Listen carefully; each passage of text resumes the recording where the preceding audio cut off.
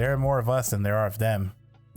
And if there was a worldwide strike, if everybody just stopped working for a day, the massive message that would send to the corporate world: yes, our labor has value, and without our labor, you don't have shit. Hello, and what is going on, ladies and gentlemen? Welcome to the pod, episode number 4. This is amazing. This is fantastic. This is the 4th week in a row that I have kept this up. Welcome again to the podcast. Welcome to my, let's just say this is my weekly therapy session with you guys. But, it's been great. I've been enjoying my time doing the podcast, and I've enjoyed all the feedback that I've heard from everybody that has given me feedback so far on the podcast. So thank you very much. As you well know, tonight is Monday night. We record this podcast on Monday nights here on Twitch. That's to give you guys a chance to come interact with the podcast live. After that, we go ahead and upload it to our audio only versions, which will be on Spotify, Apple Podcast, and Anchor FM. So that's where we upload the audio version of the podcast. And then after that, the YouTube version comes out. So we use the YouTube version to field questions and stuff like that to get more feedback from you guys. So if you're listening to the podcast right now and you haven't had a chance to look at the video version on YouTube, please go ahead and check that out and leave us some comments. Leave me some comments and I will address those here on the next podcast. Interaction's the big thing, right? It's the big thing here when you do something like this, when it's in media. So I do appreciate anybody that shares the podcast out, anybody that tells their people about it. Yes, thank you to all of you guys. This is really big. I never thought I would get not even one person to listen to this podcast, but thank you very much. So let's do a little recap of last week's podcast. We talked about the results of the midterm. We talked about Elon Musk and the fallout from Twitter.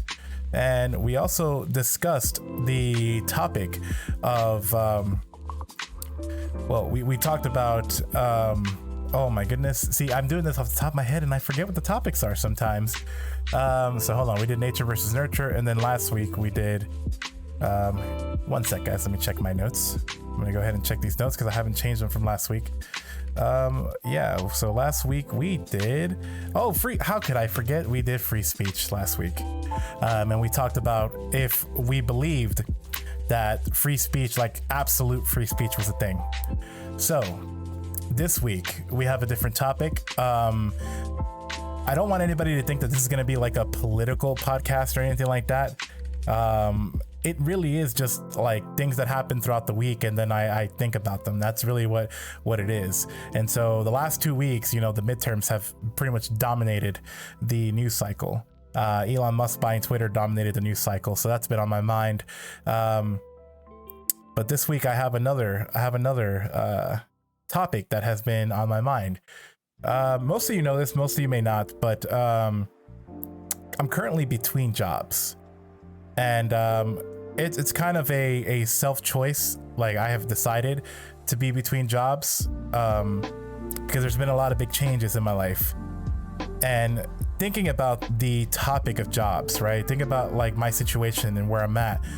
I find myself thinking about what is work? Like what is it, And some of you may be thinking like, well, work is work. You go to work, you earn money.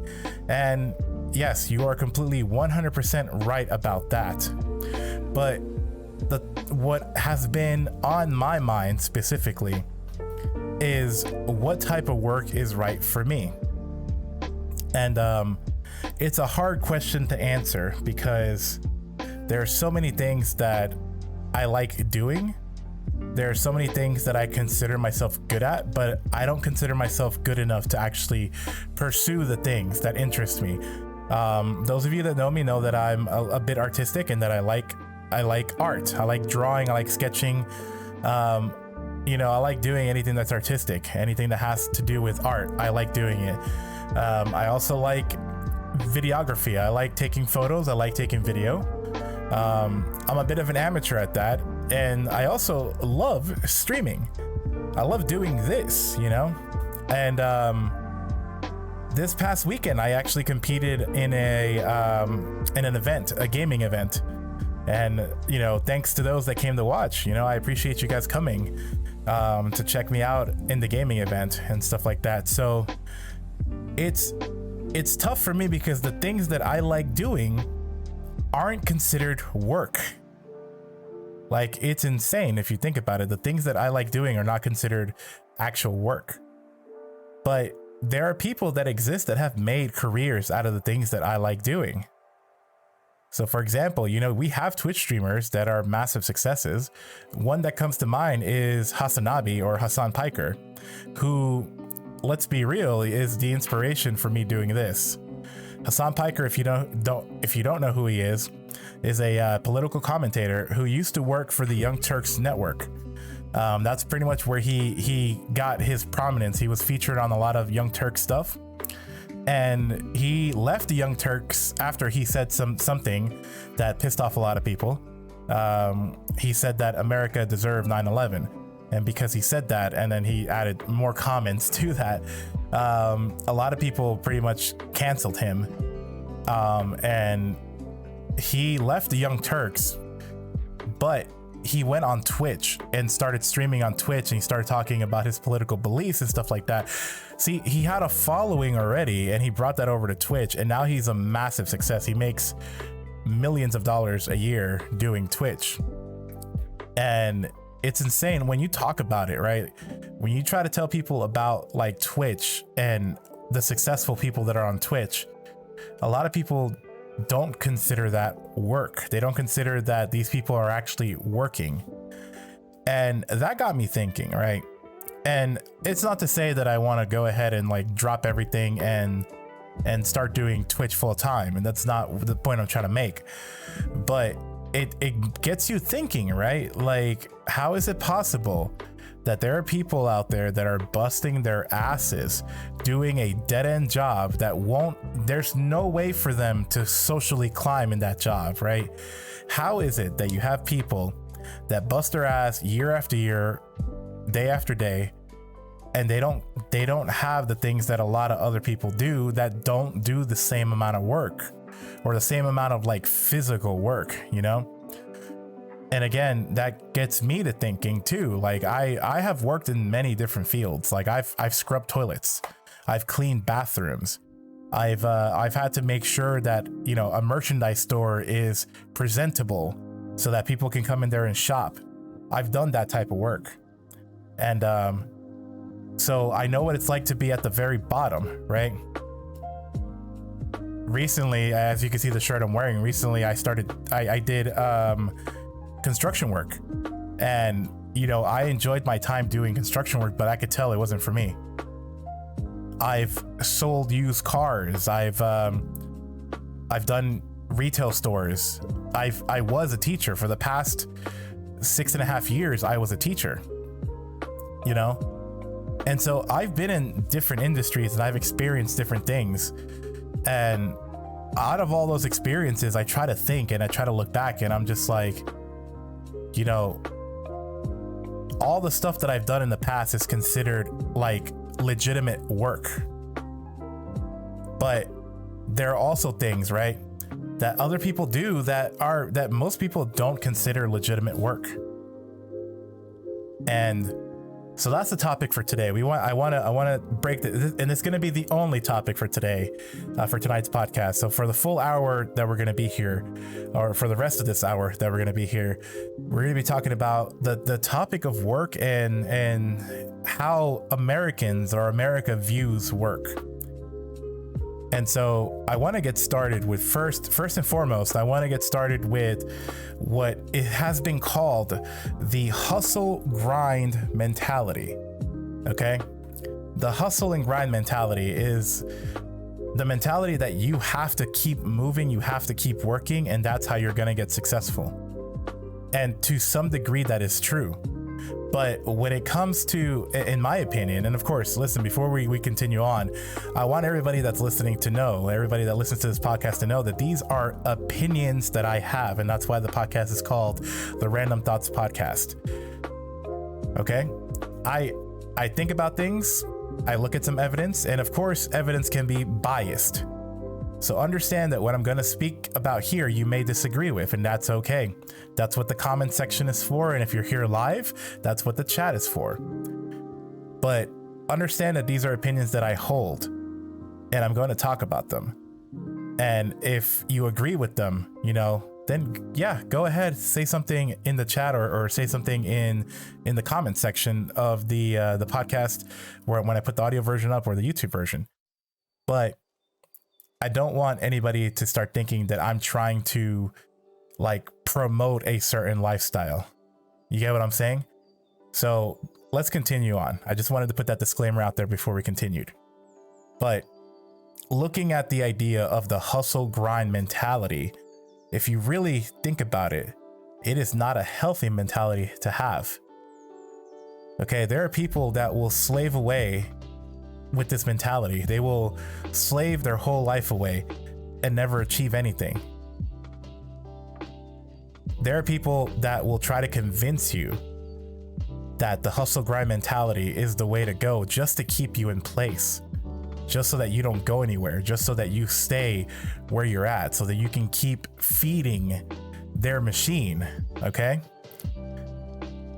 So the American work culture is toxic. There are countries around the world that do not work 40 hours. There are countries around the world that automatically give you vacation time. You don't have to earn it. When I was working in the school system, you earn vacation days like barely. And this is the messed up part too. When you look at your paycheck, they do it in decimal points. When you're doing vacation time and stuff like that, like time off requests and stuff like that, they do it in decimal points. And they do that so that you don't earn too many, right? Because they want to keep you working. They don't want you to take the days off that you need because they want to keep you working because it benefits the company that you work for. Now, this is a very capitalist way of looking at things, looking at how the economy is formed and how our economy works, right? You work to make money to spend the money back into the company that you work for. And that's insane if you think about it. It's just a cycle. But again, the hustle grind mentality is something that's hard. It's been hardwired into the American culture. You hear it in like everything, music, you hear it in TV shows, but it's one of those things that when you really, really sit down and think about it, it's not the absolute truth. The closest that we get to that being an absolute truth is when it comes to entertainment and when it comes to sports. Because athletes train their whole life. Now, understand something about athletes that play in the NBA, athletes that play in the NFL, NHL, whatever sporting league that you watch. Understand something about these athletes. Even if they are not the best team, even if they're not the best athlete that season, understand that every single athlete that is competing in that league is at the top 1% of their sport. That is a tiny fraction, okay? The organization of that sport would not put them on the team if they weren't that good. Understand that even the bench warmers, the players that probably don't play ever, that are just there in case the main athlete gets injured or hurt, understand that even that person is at the top 1% of all athletes that play that sport. And they earn a ridiculous amount of money to sit on the bench. Now think about that for a second. Think about your life right now. It's about to piss you off, I'm sure. Think about what you do for a living, what you do for work. And imagine that somebody out there gets paid to work out and sit on a bench on game day. Basically, this person gets paid hundreds of thousands, even millions of dollars a year to be ready to play in case the person that he's supposed to replace gets injured or hurt or can't play for whatever reason. And there are people out there that are just like I used to do, are cleaning toilets every single day and are earning less than $10 an hour cleaning toilets. You're gonna sit there and tell me that if the man that has to clean toilets for less than $10 an hour really works hard and hustles and grinds, that person is going to make it out of his situation?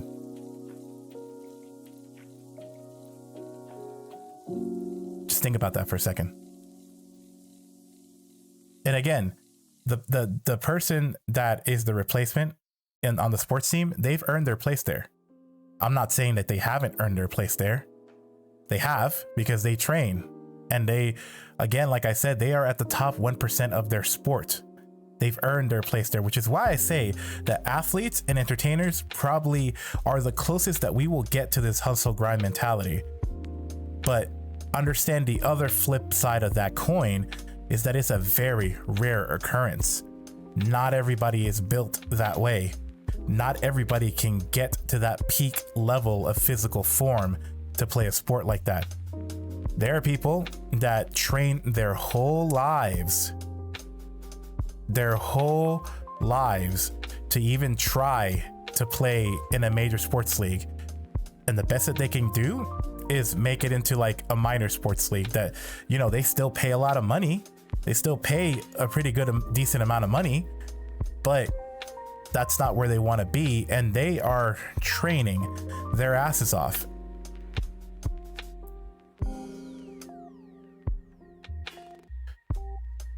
So this toxic work culture that we have cultivated, I mean, where does it come from? It comes from basically the old times when things weren't so bad. And I mean, that's really the only way I can, economically at least, that's the only way I can kind of like justify it in my head. Because it used to be, right, that you could pick up a trade or you could pick up a job and get really good at it and basically be running the place at the end. And that really doesn't exist anymore. I want you to think about the structure of every job you've ever had in the past. And think about what is the ceiling? Where does the ceiling reach? Because you're never going to be the CEO of a company working for a company. Isn't that crazy to think about? It used to be back in the day, you know, you worked for somebody, a local person that works with metal, right? Or a carpenter or whatever. And it used to be that you could get so good at doing carpentry and stuff like that, that you could eventually take over the company you work for. It used to be that it was easier to start your own company. But nowadays, we work for massive corporations that own everything. And the people at the very, very top are never going to leave the top.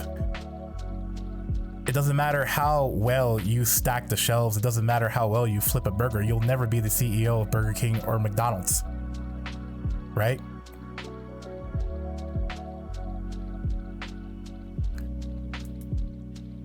And again, like I said, athletics and entertainment are probably the closest that we will ever get to true meritocracy, where yes, the effort you put in is what you get out of a job. I heard something a while back that said, never, when you're working, never give your workplace your maximum, because they're going to realize that at your maximum, you can do so much. Why pay you more? Why should they pay you more when you're getting paid a certain amount already and you're already doing your max? So that's going to hit some of you guys pretty hard. That is literally going to hit you guys hard to think about, right? That if most of you guys that have had that mentality that if you work really, really hard, that's going to hit you really hard right now, what I just said. Because here's the truth of it. as human beings, we try our hardest to get the most with the least amount of effort. Think about all the technological advancements that have been made, and all of it, you will realize that all of it was to make your life easier. Okay? Oh wow, it's really hard to plow the fields. What if I create this thing that has a metal wedge and I could tie it to my mule or my horse or my ox and it'll plow the land for me, right? What if now, my ox, they're dying faster because they're getting heat exhausted. What if I was able to make a machine that pulled this thing for me? Oh wow, it's getting really tough for me to make my own clothes with this one needle and thread. What if I had a machine that could do it for me? Oh wow, it's getting really hard to calculate these numbers in my head. What if I had a thing where I can move and keep count of stuff? And then eventually that becomes our digital calculator where you punch in numbers and do calculations on. Every technological advancement that has happened has been to make life easier, because it is human nature to make your life easier. You want the most with the least amount of effort. The inverse of that, companies that hire you want to pay you the least amount of money and get the most effort out of you. And that's true. Yes, Marx. Yes, that is true what you just said. Teachers were always saying you won't have the calculator with you, so you need to learn how to do this math on your head. And boom, now we have cell phones that have a calculator built into them. It's another great example of technology bouncing up, right? To make life easier. Although to counter that, you're not allowed to use your phone in school. So, that's an example of society trying to hold you back a little bit.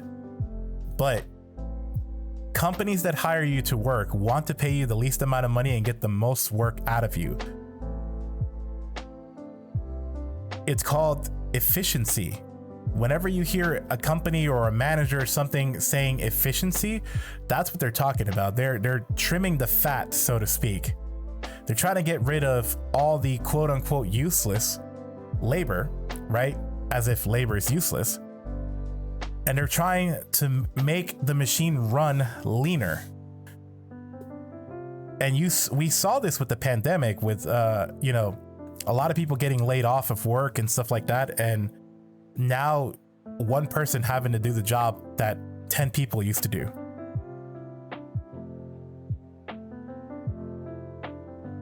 And so this toxic work mentality that we have isn't helping you progress or get better at what you're doing right now.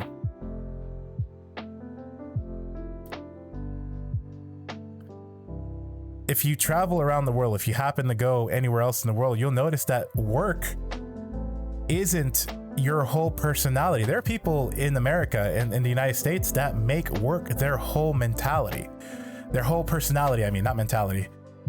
It's like basically, that's it. That's who you are. You are your work. But go around the world and realize that a lot of people, yes, they work.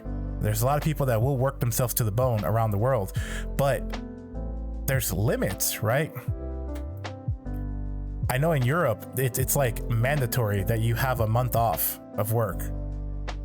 Like there's places around the world that have mental health checks.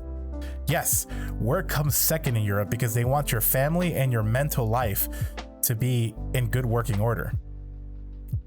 And so in America, we don't have that. You earn, like I said earlier, you earn a decimal point of time off.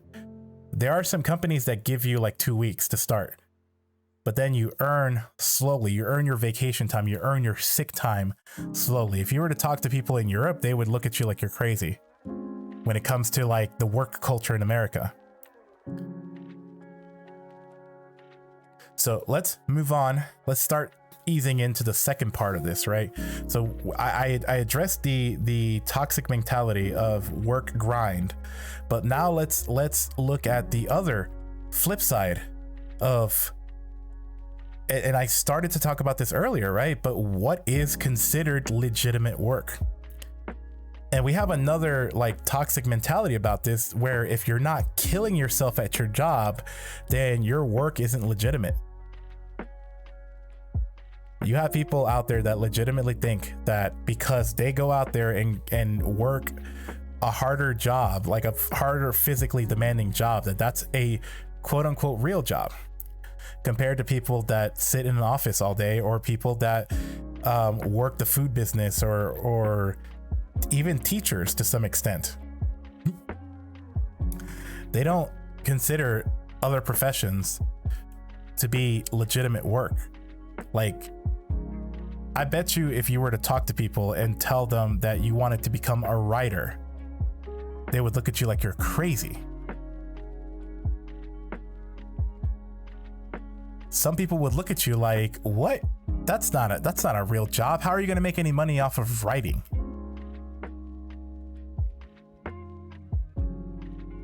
And it's the same thing. Like I said earlier, I tell people about Twitch and how much money people make on Twitch, and they look at me like I'm crazy.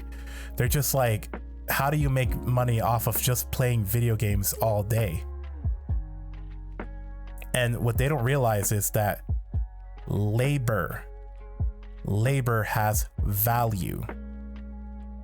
Any type of labor has value. The labor that Twitch streamers put into their craft to entertain people day after day, that is work. It's labor. It has value in society. The people that sit at a desk all day and crunch numbers or work on spreadsheets or write, that labor has value to whatever it is that they're working. It could be a company, it could be working for themselves, right? It has the same value that a person that goes out onto the field and works out with their hands, you know, that they dig in the trenches, they lay brick, they do whatever. That value is the same value. It's work. There's a concept, and it's part of the socialism mentality, but there's a concept that goes to say taking back the means of production. And what that means is that when you work for somebody else, they are extracting value from your labor without properly compensating you for your labor. Think about this idea for a second, okay? There are there are people out there. There are CEOs, owners of companies, right? What exactly do they bring to the table? Think about that for a second. I want you to really, really think about that for a second. Owners of companies, CEOs, CFOs, whatever, managers, what do they bring to the company? Most of you are probably thinking they bring the money. Of course, they start the company, they put up the initial investment to get this company started. They have all the risk. But legitimately, the only risk that company owners, that CEOs, people that start up their own companies, the only risk that they're running is becoming workers again. That is legitimately the only risk that people that start up their own companies, CEOs, that's the only risk that they run, is becoming workers again. The only value that they bring is the fact that they're the ones that signed the paperwork that said, okay, this is a company now. Now let's look at the flip side, okay? Would the company exist and be able to run without labor? Would McDonald's exist if there was nobody to flip the burgers and serve the food?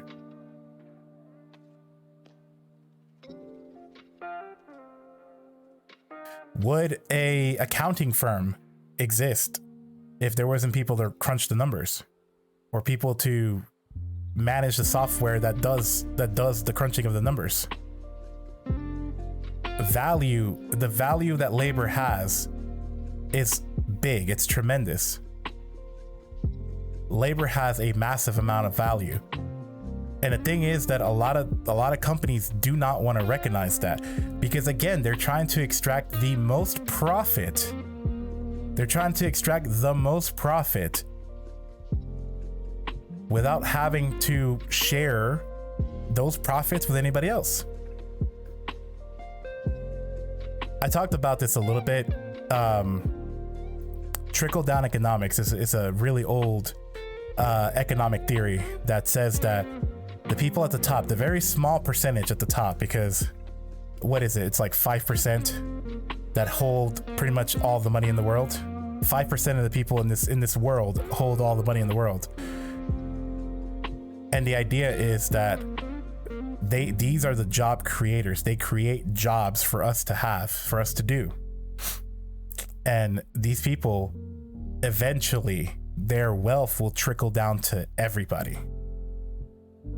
And the reason why we have to basically give them what they want, which is they don't want to pay taxes and they don't want to spend any more money than they have to, is because they're going to eventually give us back this supposed money, this capital that they have. They're going to eventually bring it back to the people at the very bottom, which is the biggest percentage. I think it's something like 60 to 70% of all people are at the very bottom of this little pyramid that we're talking about. But that's not what ends up happening. That's really what doesn't end up happening. What ends up happening is that the money, the capital, gets basically stored. It never comes down. It stays up there.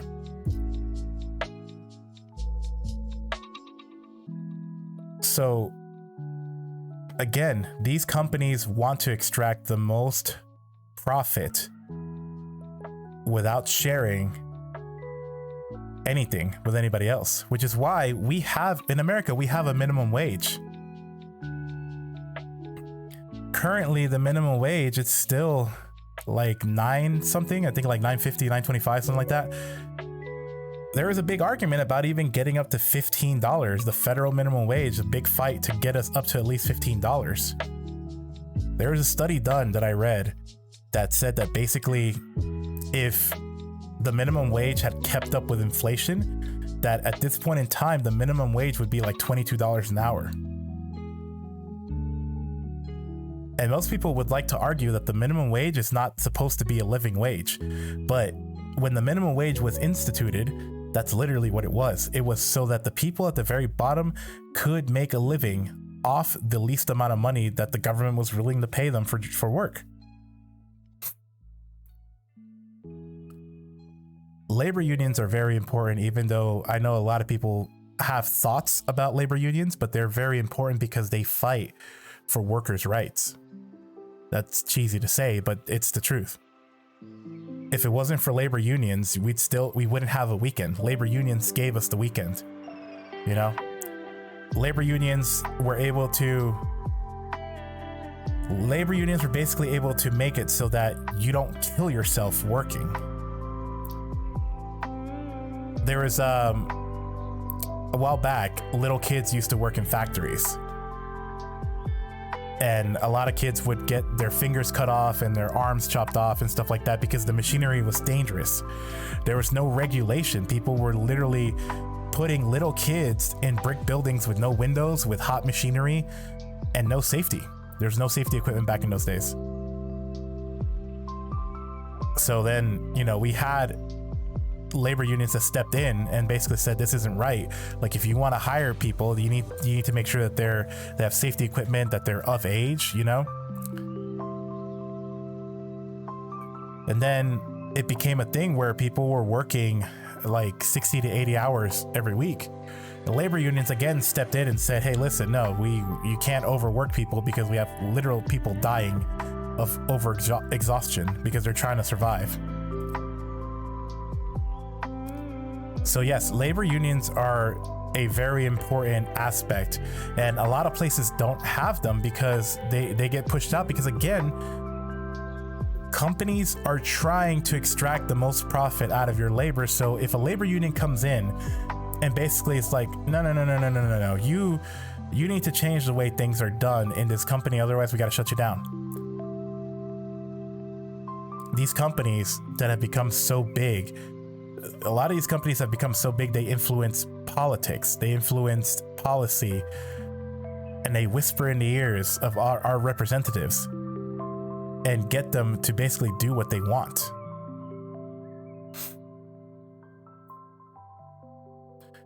So the state that I live in, North Carolina, doesn't have a labor union at all.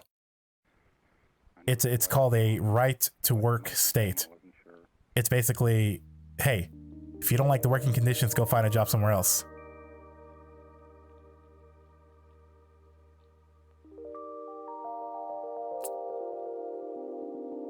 I had a person that told me that they were working under a labor union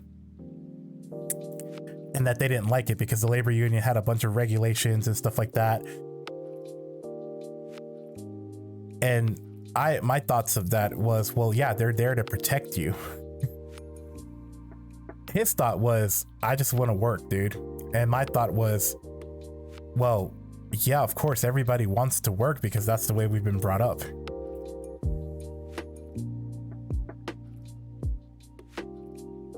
We've been brought up to believe that if you don't work, you're a useless member of society.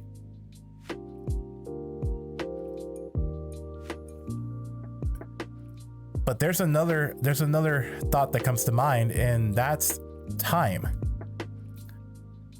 Think about how much time you spend at work and how much time you spend at home, and how that time sometimes doesn't match up.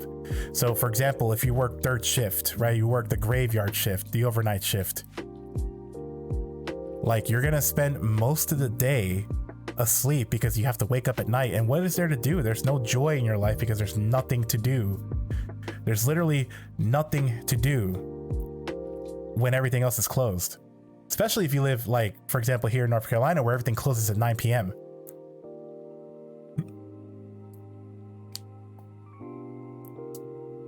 But think about that for a second, and how there are people that don't get to do the things that make them happy because they have to work. There's another thought that I heard and I've read it before that says that when all you do is work, there's no space for innovation. In medieval times, after the Black Plague, there was this it was the Renaissance period after the Black Plague. And during the Renaissance period, we got a lot of beautiful pieces of art. We got a lot of beautiful literature. It was, you know, pretty good times. And there even came a new class, because before you had the dirt poor and you had nobles and kings, and now this new class of merchants, of patrons is what they call them, of wealthy people that they were willing to pay, you know, they were willing to pay for artwork, they were willing to pay for literature, you know. This period of time where people were exploring their gifts, it was possible because a lot of industry at that time had been destroyed, and people, you know, people had time to sit and think and figure things out. Even, you know, it was horrible that people, that, you know, pretty much half the population died because of the Black Plague. It's pretty horrible. But those that survived, you know, found a way to persevere and basically better themselves.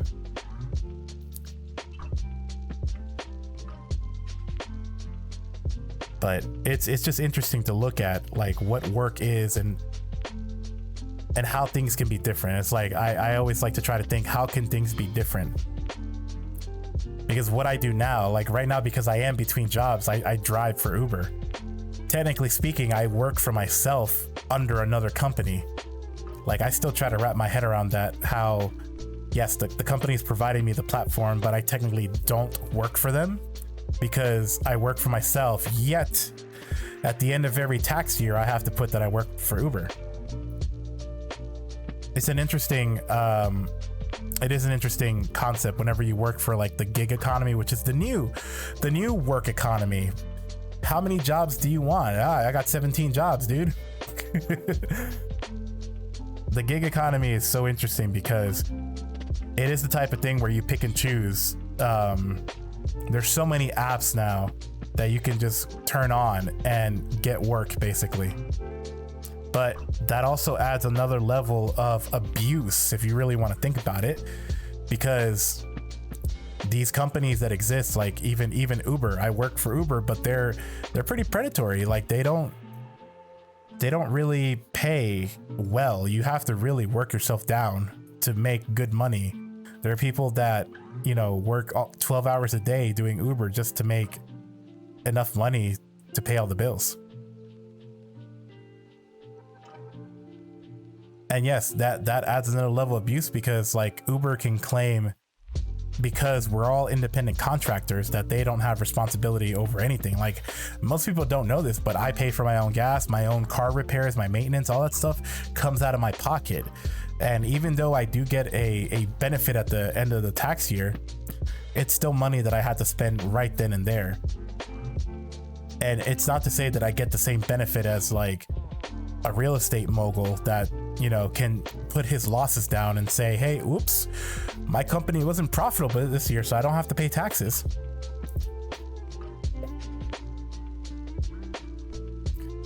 And that's one of the points that I wanted to get to too. I'm gonna get to that point right now, is that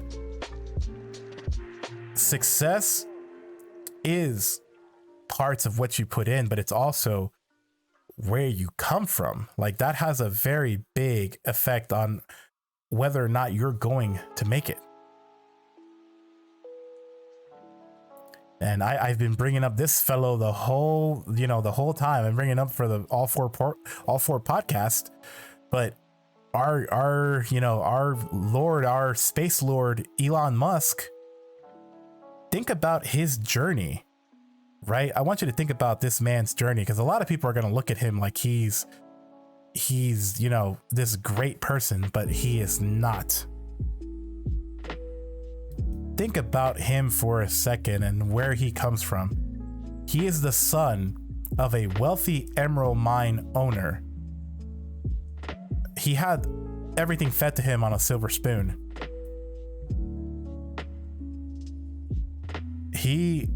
And I found out about this recently. He lied. This man lied about having a degree and was able to use that to his advantage. This man said he had a degree in physics and an MBA. I might have to double check that because I can't remember if that's true. I know it's some type of finance degree. I do know it's some type of finance degree that he actually has. But this man lied about his physics degree.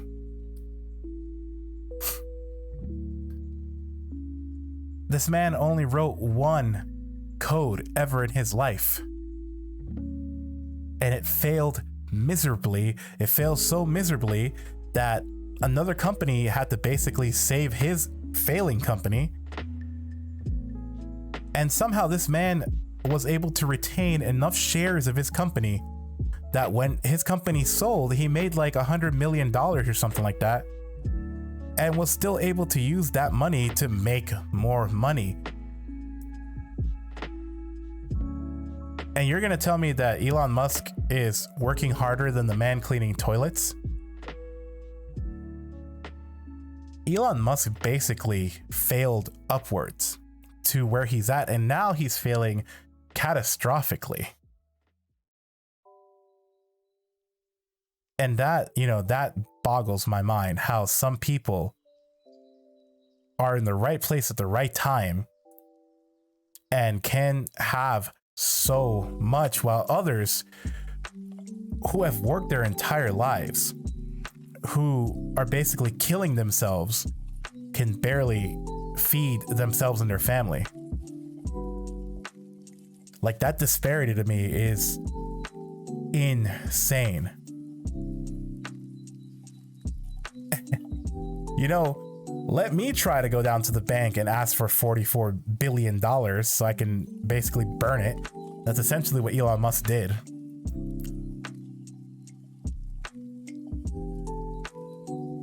But yeah, it's one of those thoughts that I've been having, right? This is the thoughts I've been having about work, and it's mostly because of the situation that I find myself in. Like, here I am starting this podcast, right?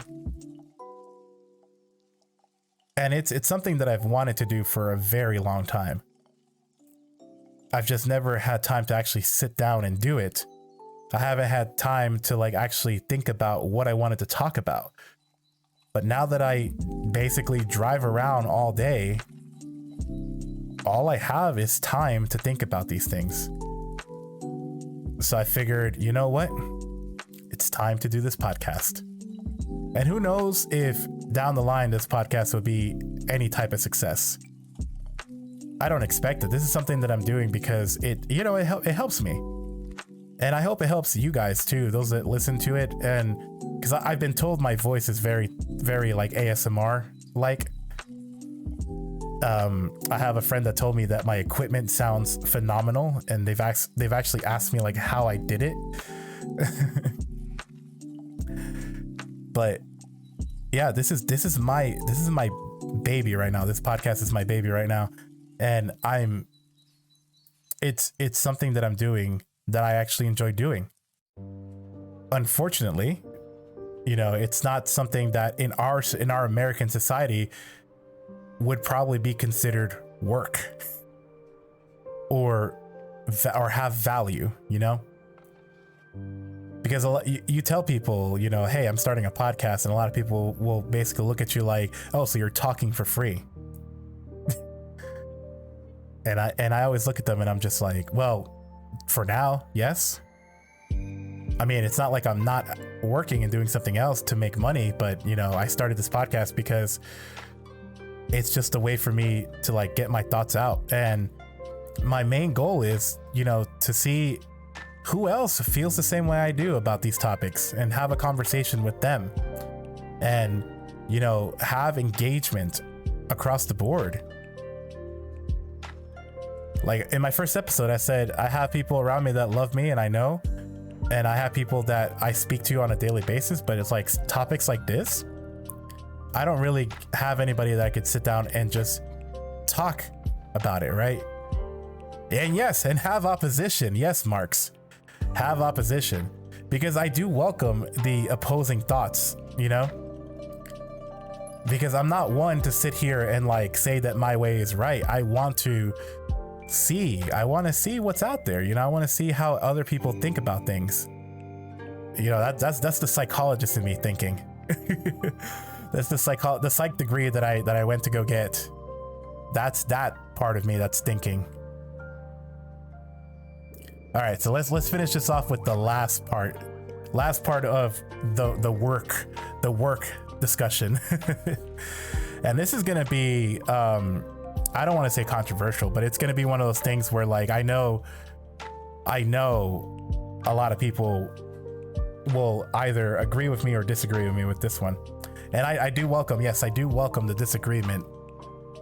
And yes, Marks, like you said, if you don't see the other side, then you can't say if you're truly right or not. But the last part of this, right, the last little bit I want to talk about today is the idea about sex work. Yes, you heard me right. Sex work.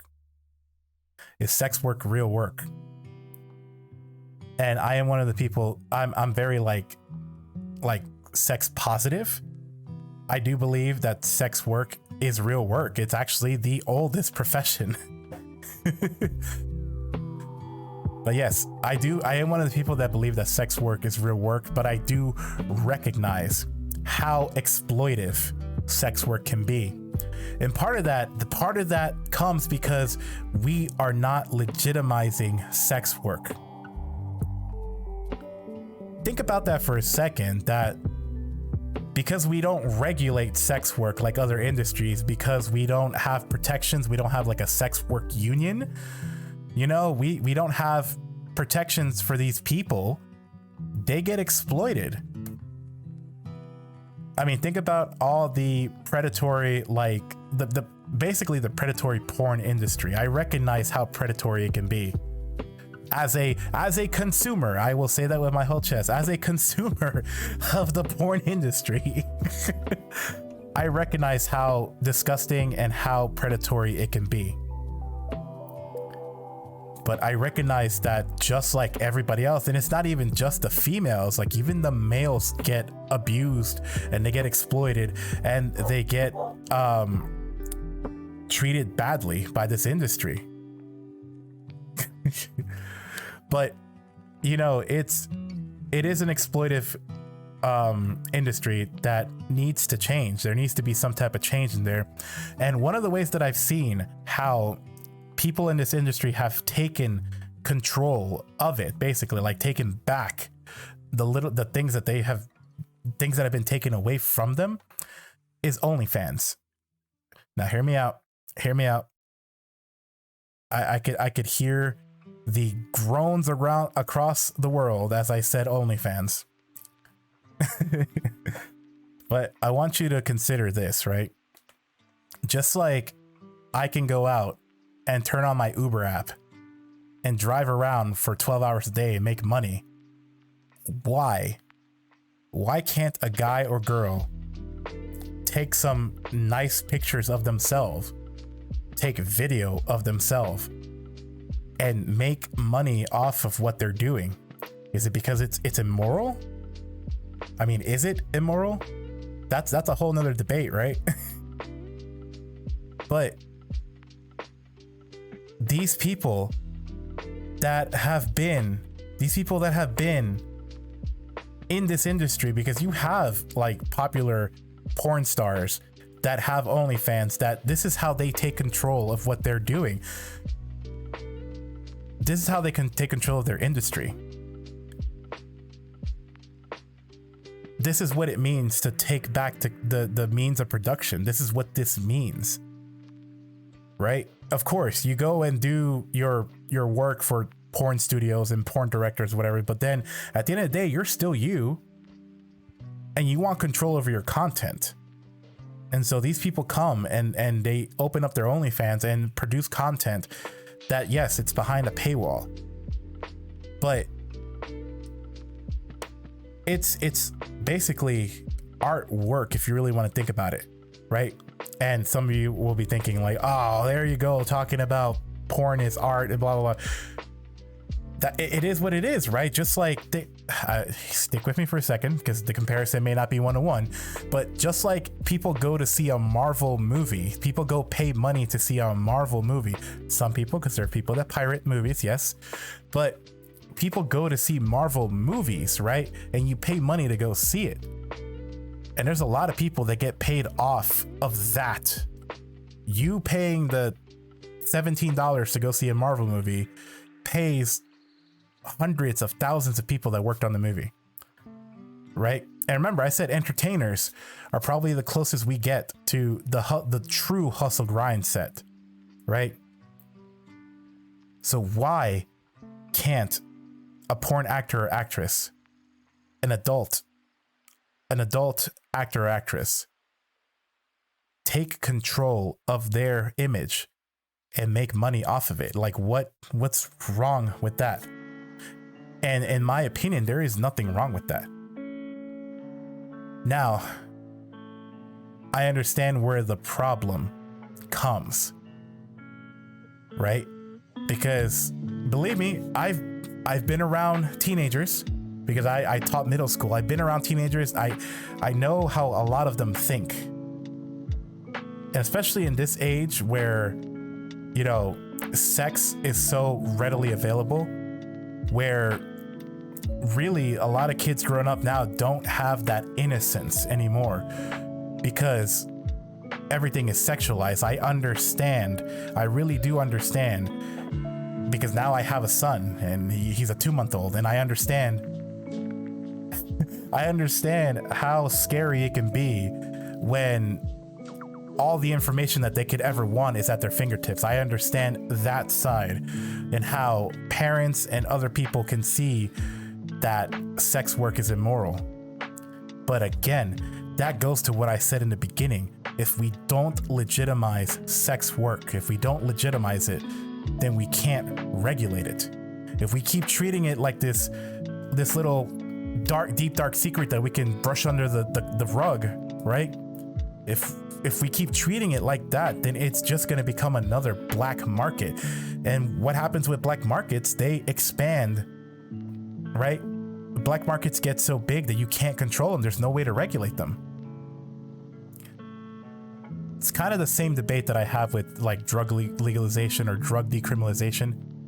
And, you know, that may be the next debate for the next podcast. But again, if we don't legitimize sex work, if you keep treating it like it's a deep, dirty secret, right, then we can't regulate it. We can't get protections, proper protections. Think about your youth. And this is going to be a little funny to think about, but think about your youth and how you used to fake your age so you can get past the wall that was like, hey, are you 21 or are you 18?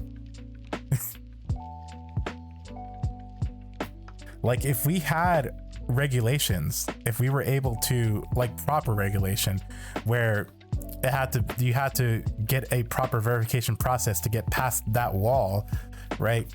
And, you know, there's always going to be a ways around stuff like that, but that's the first step, right? At least OnlyFans, in order to see the content, you have to pay for it. You have to create an account and pay for the content. At least in that sense, there is still protections, right? Some level of protection, because I know it's not foolproof, but still, there is a level of protection there.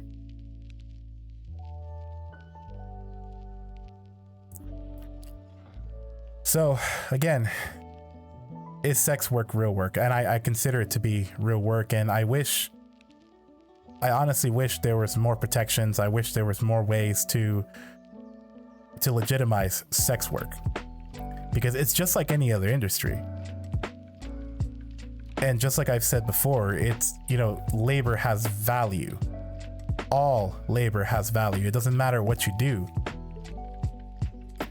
I want to end this with a story, and I'm sure a lot of you have heard it. There's a billionaire CEO. His name is Dan Price. Now, I don't exactly remember what his company is, but I do remember years ago, this man made it so that everybody in his company, it didn't matter what you did. If you worked for his company, you made $70,000. That was your first. I can't pause right quick. You heard that right? Didn't matter what job, what you did. It didn't matter what you did for this man's company. Your starting pay was $70,000. And the results of what he did was astounding. His workers, like, productivity went up for his company. His workers were happier because guess what? They could afford things. They weren't scrounging for every penny. They could actually afford things. They had money to put away. Dan Price pretty much single-handedly proved that if you pay people more money to do the job that they're doing, they're gonna do it better.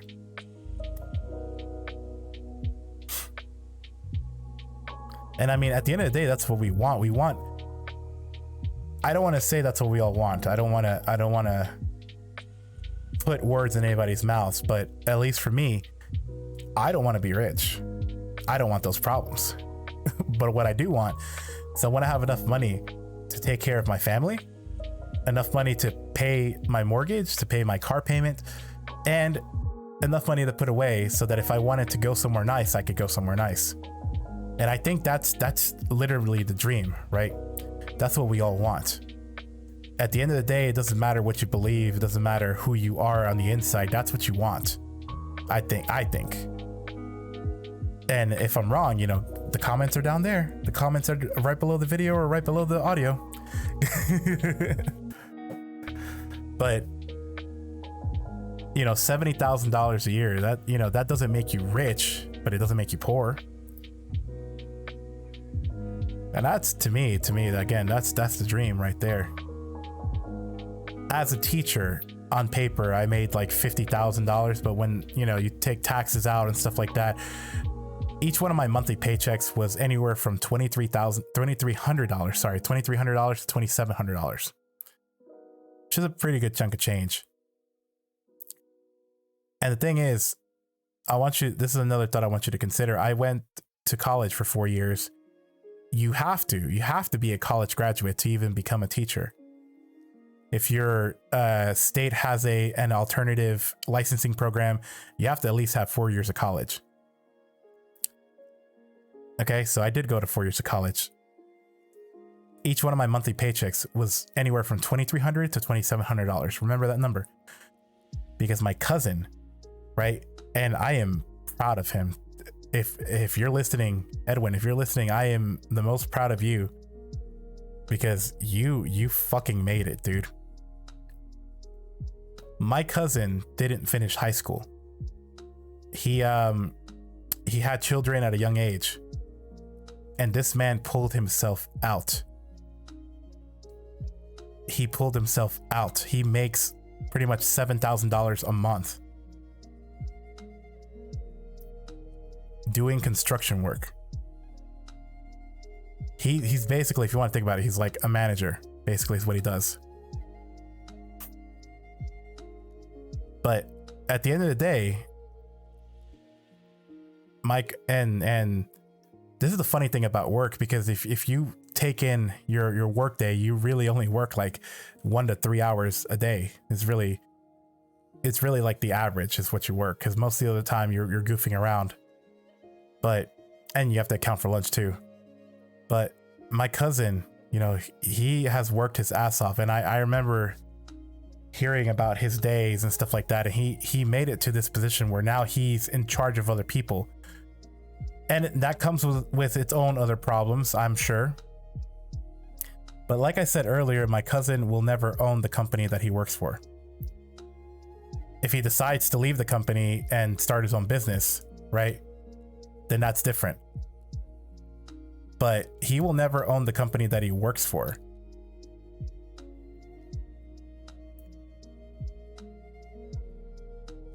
And that's where I sit here and think, yes, my cousin can put in all the work, but at the end of the day, like, his bosses are still going to be assholes to him. He's still replaceable. Like, it doesn't matter how well he does his job. If his bosses decide that they don't like him the next day, like, he's expendable, he's gone. And that's how most of the, I'm going to say it like this, but it's going to sound like really dramatic, but that's how most of the ruling class view us, like we're replaceable. I'm now thinking of the movie A Bug's Life.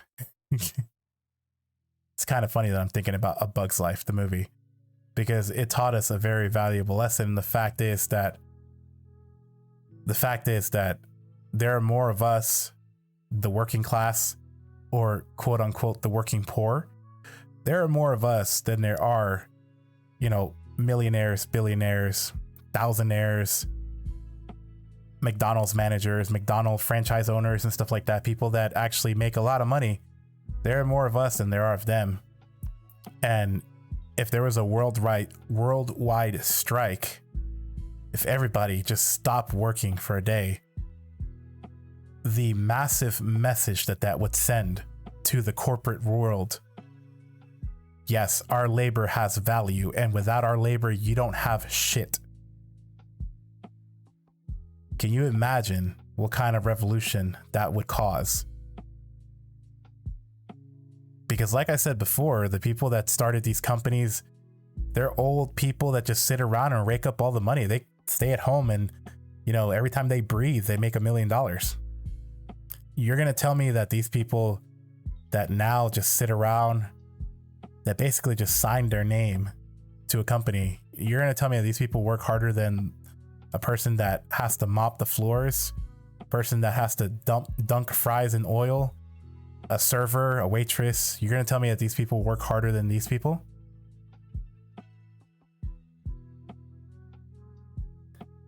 And so again, these are my thoughts on work.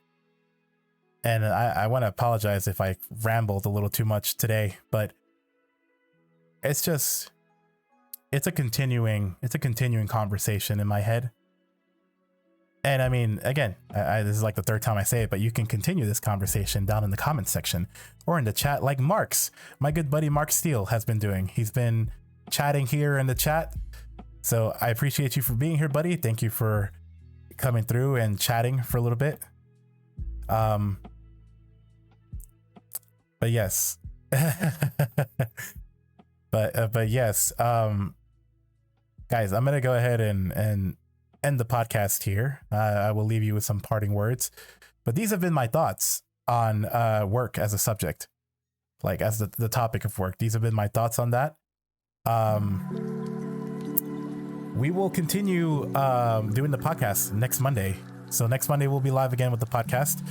A couple look forwards. Like I mentioned before, this past Sunday or yesterday, I competed in a gaming event, and I will be competing in another one this upcoming Sunday.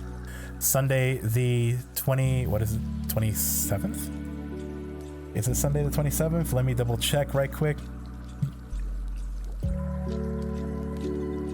Yes, Sunday the 27th.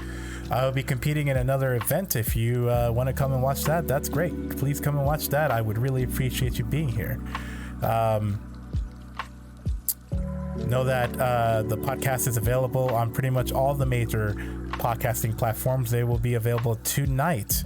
After I get done here, I will upload them to Apple Podcasts, to Spotify, and to Anchor FM. And know that the YouTube version will come out a couple days from now, if I stay on my schedule, because again, currently I am producing this myself. I am doing everything. I am recording, editing, doing all the stuff.